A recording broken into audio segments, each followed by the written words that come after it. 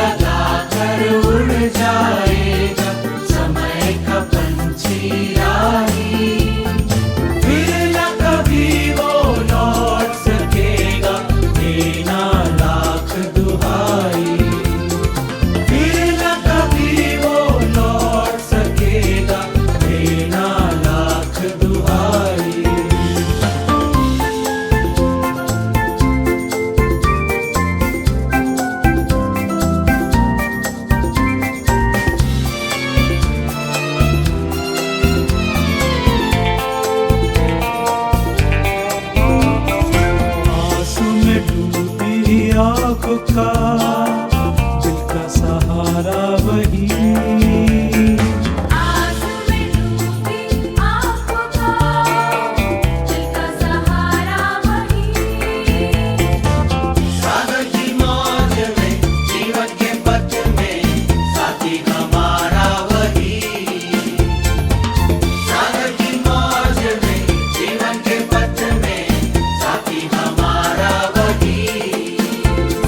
I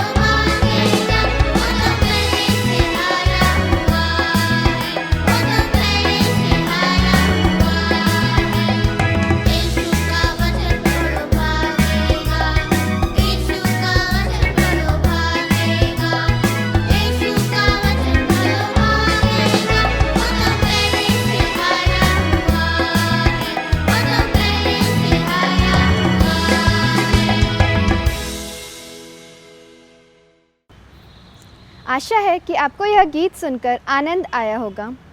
आइए इस कार्यक्रम को आगे बढ़ाते हुए हम प्रभु के वचन को सुनेंगे।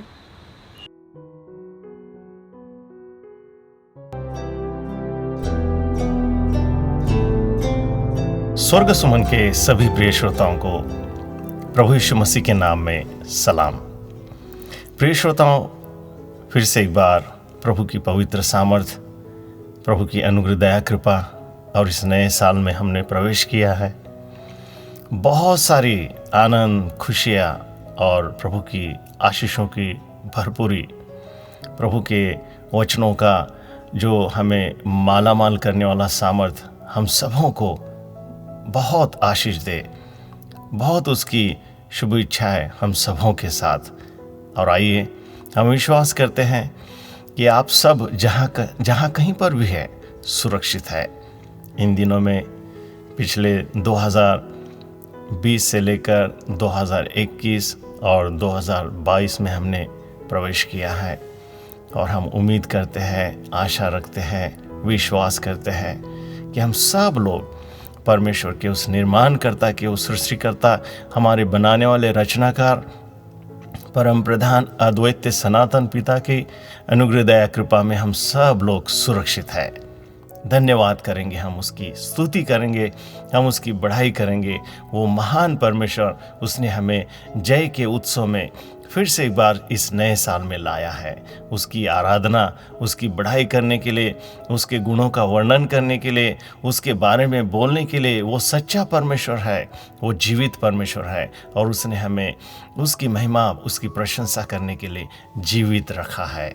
आइए हम थोड़ा समय प्रभु के वचनों से उसके कुछ हमारे लिए जो आशीषों की बातें हैं, हमें जो वो तैयार करना चाहता है इस नए साल में, वो हमें और भी नया उसके वचनों के द्वारा नया और नया बनाना चाहता है, उन बातों को हम थोड़ा मनन करेंगे। देखिए, रोमियो की किताब में, पवित्र शास्त्र बाइबल में लिखा है, 12 अध्याय के 1 और 2 वचन को हम पढ़ते हैं।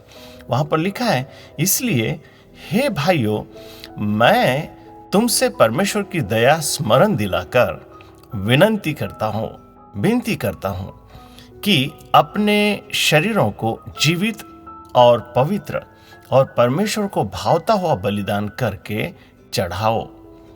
यही तुम्हारी आत्मिक सेवा है। और इस संसार के सदृश न बनो, परंतु तुम्हारी बुद्धि के नए हो जाने से तुम्हारा चाल चलन भी बदलता जाए, जिससे तुम परमेश्वर की भली और भावती और सिद्ध इच्छा अनुभव से मालूम करते रहो। यहां पर लिखा है, बुद्धि के नए हो जाने से तुम्हारा चाल चलन भी बदलता जाए। बुद्धि का नया हो जाना, हमारे मनों में, हमारे आत्मा में हम लोग नया होना है। और ये सारी बातें प्रभु का वचन मुझे और आपको सिखाता है। प्रभु का वचन हमें सीधे मार्ग में चलाता है। और भी वचनों में लिखा है, हम इफिसियों की पत्री में पढ़ते हैं, 4 अध्याय के 23 वचन में पढ़ते, तो वहां पे लिखा है, और अपने मन के आत्मिक स्वभाव में नए बनते जाओ। मन के अंदर आत्मिक स्वभाव में। और मेरे प्रिय श्रोताओं, प्रभु का वचन आपको और मुझे मन के आत्मिक स्वभाव में हमें बदल देता है। अगर मन का बदलना हुआ तो फिर ऊपर की सारी बातें, फिर ज़्यादा उसको संघर्ष करने की ज़रूरत नहीं है, वो खुद ब खुद नई हो जाती है। हमारा बोलना, उठना, बैठना, चलना, सोचना, हमारे तौर तरीके, हमारे इरादे सब बदल जाते हैं। एक नया मनुष्य हमारे जीवन में हम अनुभव करने लगते हैं। हमारी ओर से, हमारे जरिए और भी लोग आशीषित होने लगते हैं। आनंद और खुशियों को वो भी महसूस करने लगते हैं। हमारे जीवन के द्वारा, हमारे परिवार के द्वारा, हमारे स्वभाव के द्वारा बहुतों को हम एक आशीष का कारण बनते हैं। और भी वचनों में हम देखते हैं, कुलिसियों की पत्री उसके 3 अध्याय के 9 और 10 वचन को हम पढ़ते तो वहां पर ऐसे लिखा है, एक दूसरों से झूठ मत बोलो, क्योंकि तुमने पुराने मनुष्यत्व को उसके कामों समेत उतार डाला है। ये जो झूठ बोलना, ये सारा जो स्वभाव है, ये पुराने मनुष्य का स्वभाव है, पुरानी बातों में आता है। अब हम नए साल में आए हैं, अभी पुराने साल की पुरानी बातें हमें छोड़ देना है। अभी हमने एक नए मनुष्य को परिधान किया है। वहां पे आगे लिखा है, और नए मनुष्यत्व को पहन लिया है, जो अपने सृजनहार के स्वरूप के अनुसार ज्ञान प्राप्त करने के लिए नया बनता जाता है। रोज बरोज हम नए बनते जाते हैं, परमेश्वर का ज्ञान प्राप्त करते हम। जब परमेश्वर का ज्ञान हमें मिलता है तो रोज हमारे मनुष्य के अंदर, अंदरूनी मनुष्य में हम नया और नया और नया होते जाते हैं। और भी प्रभु का वचन मुझे और आपको कहता है, हम सुनेंगे ध्यान से, और ये वचन आपको और मुझे बहुत आनंद और समाधान देने वाले वचन है, हमारा जीवन बदलने वाले ये वचन है, क्योंकि प्रभु का वचन जीवन और आत्मा है। प्रभु का वचन हमें बदल देता है, प्रभु का वचन हमारी परिस्थितियों को बदल देता है, हमारे स्वभाव को बदल देता है। बहुत कुछ बातों में हम बदल जाते हैं जब हम प्रभु के चरणों में लीन और नम्र हो जाते हैं, प्रभु के वचनों को हम ग्रहण करते हैं, प्रभु के वचनों को हम मानते हैं, उसके अनुसार चलने का निर्णय लेते हैं। देखिए आगे लिखा है 2 कोरिन्थ और उसके 5 अध्याय के 17 वचन में लिखा है, इसलिए यदि कोई मसीह में है तो वह नई सृष्टि है। देखिए, अगर हम मसीह में हैं तो पुरानी बातों का वहां पे जिक्र नहीं होता, पुराने कोई भी बातें वहां पर आती नहीं है। पुराने स्वभाव, पुराना सोच तरीका, पुराना बोलना, पुरानी संगति, पुराने सारे इरादे, पुराने सारे चाल चलन, सब कुछ वो नहीं होता है वहां पर। क्योंकि अगर हम मसीह में हैं तो वहां पे लिखा है, पुरानी बातें बीत गई है, देखो वे सब नई हो गई है। इस नए साल में मेरे प्रिय श्रोताओं, प्रभु के चुने हुए अभिषिक्त हम सब के सब इस नए साल में नए हुए हैं। सभी विचारों में, सभी चाल चलन में, सभी स्वभाव में परमेश्वर का वचन जैसे हमें सिखाता है, परमेश्वर का वचन जैसे हमें चलाता है, परमेश्वर का वचन जैसे हमें दिखाता है, वैसे हमें उस वचन के आधार पर चलना है। और प्रभु का वचन हमें नया मनुष्य बनाता है, एक नए विचारों को लेकर आते हैं हम, एक नए स्वभाव में हम बदल जाते हैं।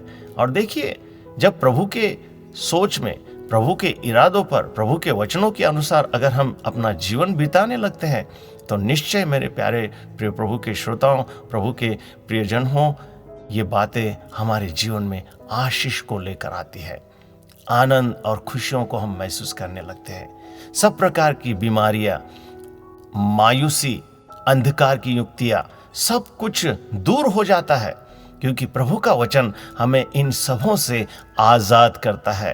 प्रभु का वचन हमें छुड़ाता है, प्रभु का वचन हमें आशीषों से मालामाल करता है।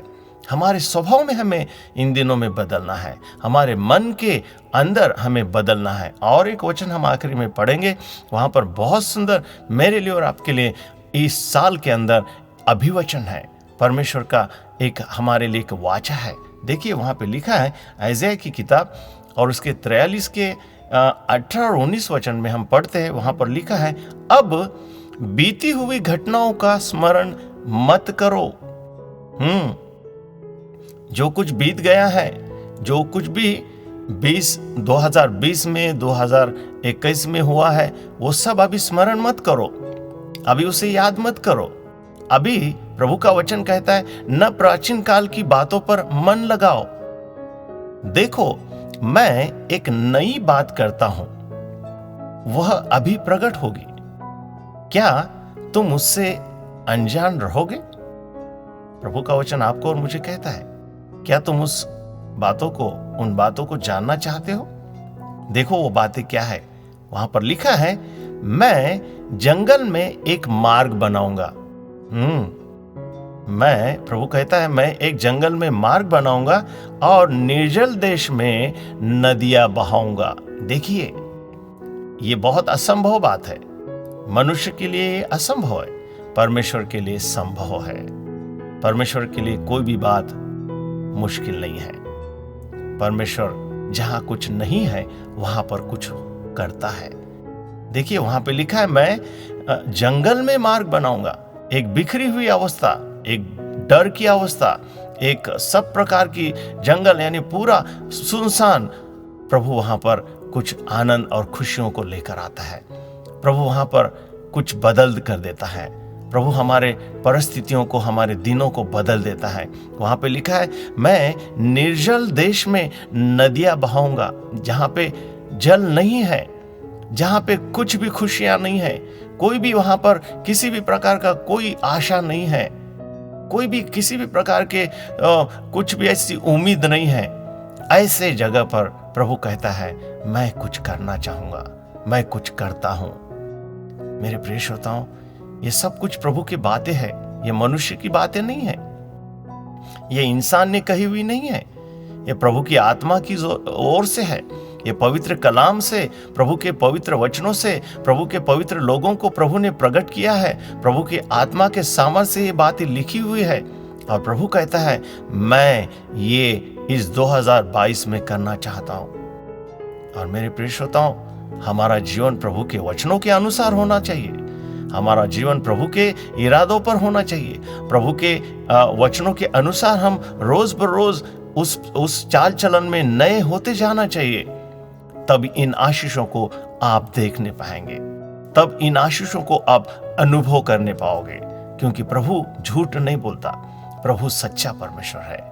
आइए हम इन वचनों के द्वारा आशीषित हो चुके हैं। हम प्रभु को धन्यवाद देंगे और इस वक्त हम प्रार्थना करेंगे। पवित्र पिता, हम धन्यवाद करते हैं इन पवित्र वचनों के लिए। इन वचनों के द्वारा आपने हमें आशीषित किया है, हमारे दिनों को आपने बदल दिया है, हमारी परिस्थितियों को आपने बदल दिया है, हमारे जीवन में से, हमारे परिवारों में से मायूसियों को, बीमारियों को, दुख तकलीफ मुसीबतों को आपने निकाल दिया है। इस 2022 में आप हमें पूरी तरह से एक नया मनुष्य बनाना चाहते हैं। प्रभु, हम आपको धन्यवाद देते हैं। इन वचनों के आधार पर हम अपना जीवन बिताने के लिए आप हमारी सहायता करो। हमें आपके वचनों के अनुसार चलने के लिए आप हमें बल और ताकत और उस प्रकार की प्रेरणा, उत्साह दीजिए। हम किसी मनुष्य की आवाज को नहीं, तो निर्माणकर्ता, सृष्टिकर्ता परमेश्वर की आवाज को हम सुनते हैं। ये प्रभु का आवाज है, ये परमेश्वर का वचन है, ये परिस्थितियों को बदल देने वाला वचन है।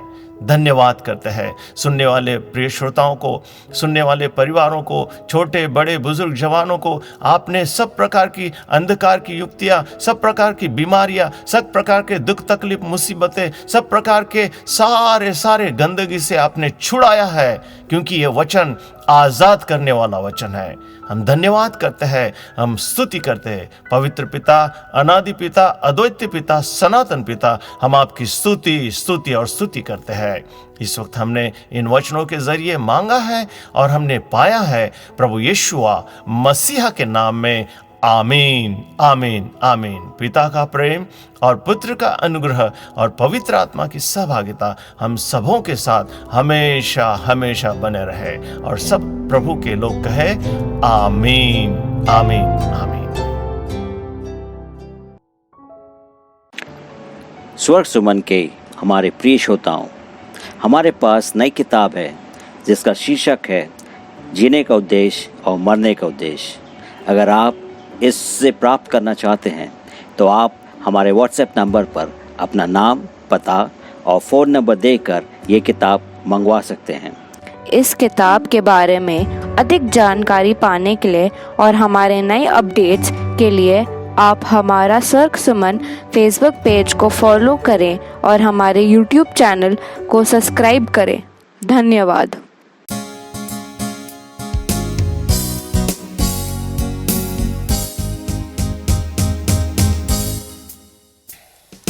यीशु को मैं सब कुछ देता, सब कुछ अर्पण करता हूँ। प्रतिदिन संगति उसकी प्रेम विश्वास से करता हूँ। सब मैं देता हूँ, सब मैं देता हूँ। तेरे लिए प्यारे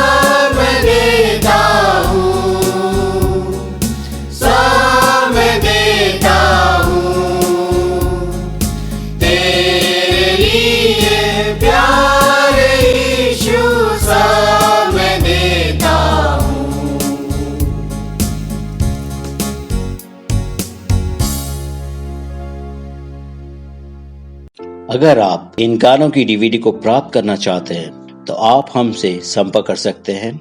आप अपना नाम और पता इस नंबर पर व्हाट्सएप या कॉल करें।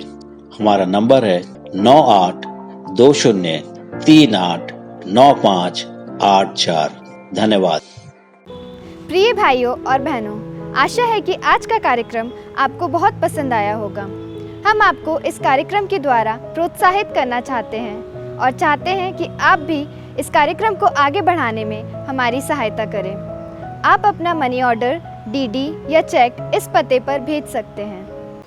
हम परमेश्वर को धन्यवाद देते हैं इस नए वर्ष की आशीष के लिए। परमेश्वर का अनुग्रह और दया आप सबों के जीवन में आए। आप सबों को नए वर्ष की शुभकामनाएं।